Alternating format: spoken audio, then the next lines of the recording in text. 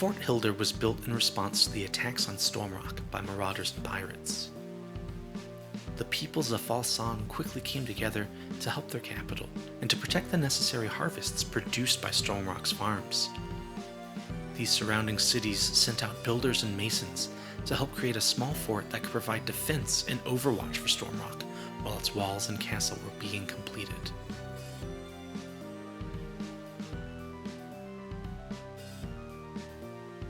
Upon its completion, Fort Hildur was manned by as many trained soldiers as could be spared, and they were able to successfully deter most attacks from those who would prey upon Stormrock's bounty. I did not have much lore today for Fort Hildur, mainly because the lore that I kind of written for this was mostly involved with the blacksmith video that I made last time. So this is just kind of continuing on that storyline. You know, they grew rapidly here in Stormrock, and they were getting noticed by pirates and marauders, and so the peoples of the area, to include the Greater Falsan Kingdom, just kind of came together to build this. You can see here, I kind of built up a very winding pathway leading up to the castle itself, the fort. This is for defensive purposes. It gives a lot of vantage points to attack from when looking down on anyone who's trying to invade. Now, this isn't truly a siege-worthy castle. It's just a small fort. It's more of a place to house guards and soldiers, you know, to help defend the land around it.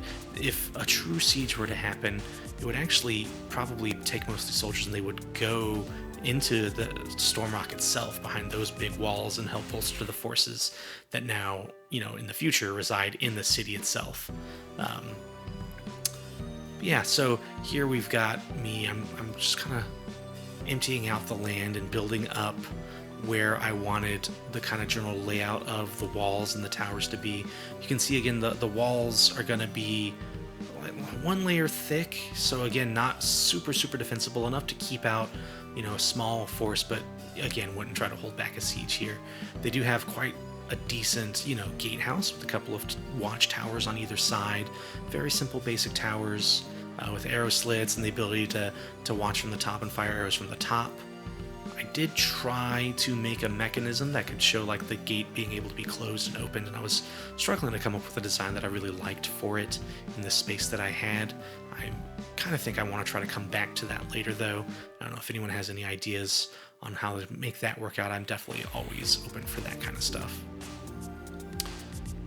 The general layout of this fort is pretty basic.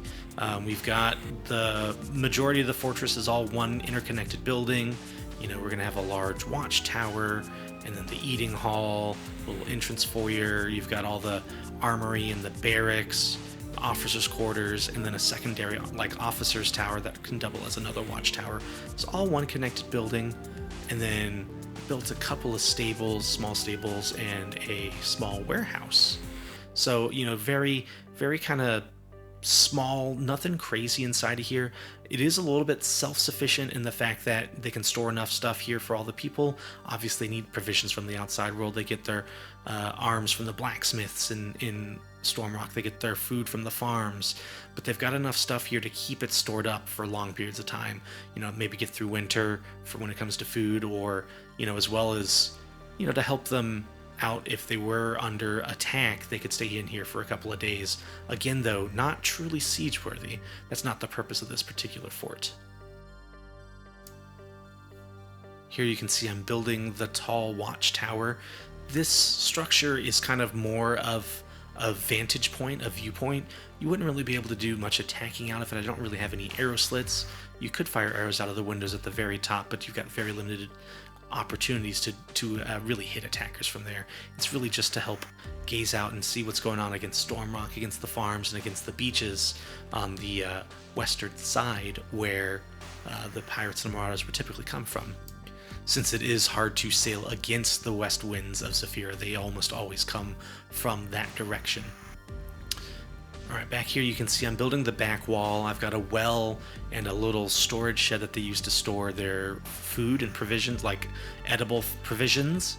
Again, enough for a few days, maybe a few weeks tops. Again, not going to weather large sieges here. And then in the main building itself, As is with the rest of this build, it is mostly stone and stone bricks and all different variations of that kind of thing. I wanted it to look very weathered, so I do have some, you know, different mossy green textures here and there, some cobble. But also I put in some white plaster in that little walkway there, and then on the left-hand tower that I'm kind of building up now, I also put Tudor, because I was trying to break up just the sheer monotony of all the stone, but I did want it to be a mostly stone structure. And as we approach the cinematic overview shots that I'm about to do here in a second, I just want to say thanks again for tuning in. Please consider liking, commenting, subscribing, all that stuff. And then otherwise, I will see you on the other side when it is time for the walkthrough.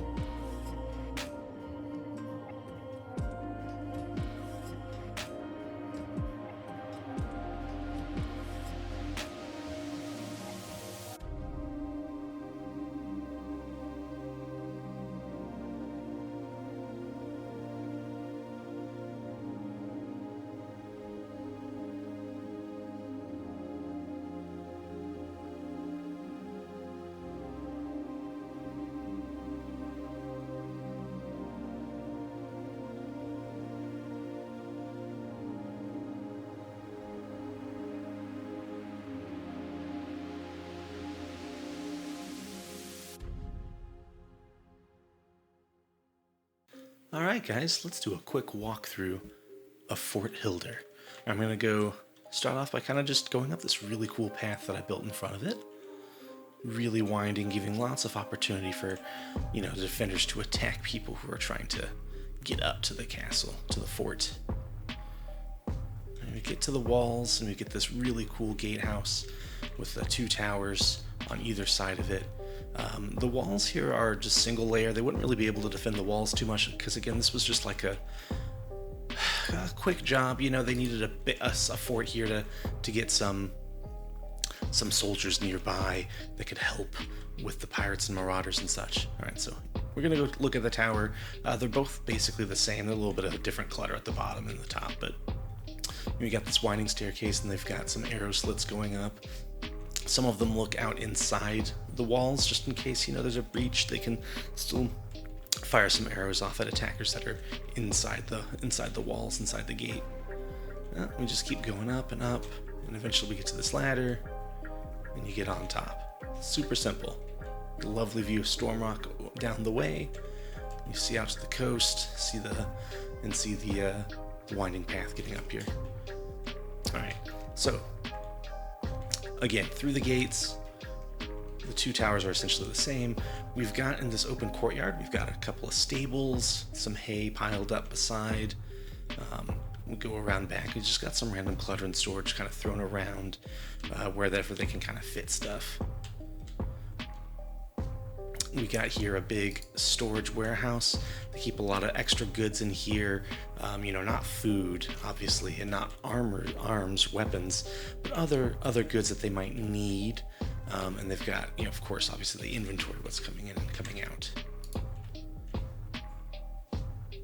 Going further in, we've got a little training area, lots of arrows around, some bows, some crossbows, maybe a little bit of swords and daggers. And they just do some basic combat training in here. And then again, going around on this side, we got just more clutter. So yeah, this is the whole central courtyard area. We've got that little door over there, but we'll actually go in through the front doors into the fort proper. So through the double doors, we get just a little entrance foyer. They've got some, different scrolls and books in here to kind of keep track of the goings on around here. We've got a person whose job would probably be inventory, people coming in, inventory the food, inventory, whatever, and keep track of people coming in and out of this area. Through the second set of double doors, we get the dining hall. Pretty small. It's not a huge crew that would work here, keep this place staffed up. So we've got the kitchen, pretty large kitchen because they do have to feed. I think it's 14 soldiers that work here. But again, they work in shifts, so they wouldn't all be in here at once, but still got to get enough food going for them. In here, we've got a little pantry, storage closet. They got some cleaning stuff in here, but mostly food. Sausages, herbs, onions, that kind of a thing. And then obviously we've got a couple of tables and places for people to sit and drink and eat and, be merry when they're not actually on shift. I'm going to go out back real quick. They kind of use this as a secondary storage area for random crap. Maybe they don't stay here super often, or look at stuff back here super often. It might be kind of where they just throw extra clutter when they're like, oh crap, we don't want this out front, we get rid of it. And of course they've got the well back here to keep them watered. Going back inside, we'll go through this little doorway at the end of the Great Feasting Hall. And here we just have a little library, do some reading, do some research, maybe write some new tales of things that are going on, that kind of a thing. Going through here, this is the big tower. This does lead up to the upper floors, but first we're going to go in here. This is the armory. So just a pretty simple, basic room. Kind of the story of the whole fort. It was thrown together quickly. It's not lavish on the inside. It's just good enough to have stored in here, weapons and lances and arrows, lots and lots of arrows, of course, and all sorts of different kinds of weapons, so they can arm themselves with whatever they need to, depending on, maybe the foes that are armored, or maybe they're just pirates, which are garbed in kind of normal clothes. Anyways, we're going to go upstairs, and the first door we get to is the main bunk room for the soldiers. It houses 12 soldiers using bunk beds. And I said 14 soldiers before. I imagine it's possible that they could sleep in shifts and have up to 24 soldiers that sleep in here. Kind of just depends on their needs at the time. Going further up, we're actually going to go all the way up the tower first. There's not much in the tower. It's just a very long winding staircase, a little bit of stuff at the top, and then when we get to the very, very top, we get up here. Just a viewing point. They can look out over the land, kind of see what's going on. Not really too much behind them since that's where the mountain is. And same on here, they're not going to see too much since that's where the actual rest of the building is. But then over here we get a decent view of the front and the sea. So this is really just a viewing tower, watchtower. Alright, we're going to go back down to that other landing door here. Go through here. This is where the officers would actually maybe spend time in studying and writing and reading up on what's going on. They can view out into the yard, see what's going on out there, keep an eye on soldiers that are training maybe. In here we actually have the officers' quarters. We have 2 officers that help run the fort, and they share a room. Again, this is a very kind of economical kind of a build. They built it as quickly and as small, big as they could, but it's still very small considering the time constraints. Going through here, you get just another little study area. And you go up these stairs to get, and again, still kind of more study area, but it does have a really nice landing where they can come out here and see what's going on, see what visitors have come in. We've got a bow and arrow, maybe they would pick it up and attack, anyone who's storming the castle from up above. And then we go all the way to the top of this one, and again, just another great view, not quite as high as the main tower, but still a good view of what's coming up around them, and maybe even behind them a little bit. They actually might have a better view of anyone who might be coming over from behind them in the mountains. And then also just, still lots of scrolls and logs and diaries, that kind of a thing up here. And yeah, that is everything in Fort Hildur. It seems really large, but it's actually quite small on the inside, not too much really going on. So thanks for tuning in. Please consider giving a like, subscribe, leaving a comment, all that kind of jazz. It really does help me out, and I will see you next time.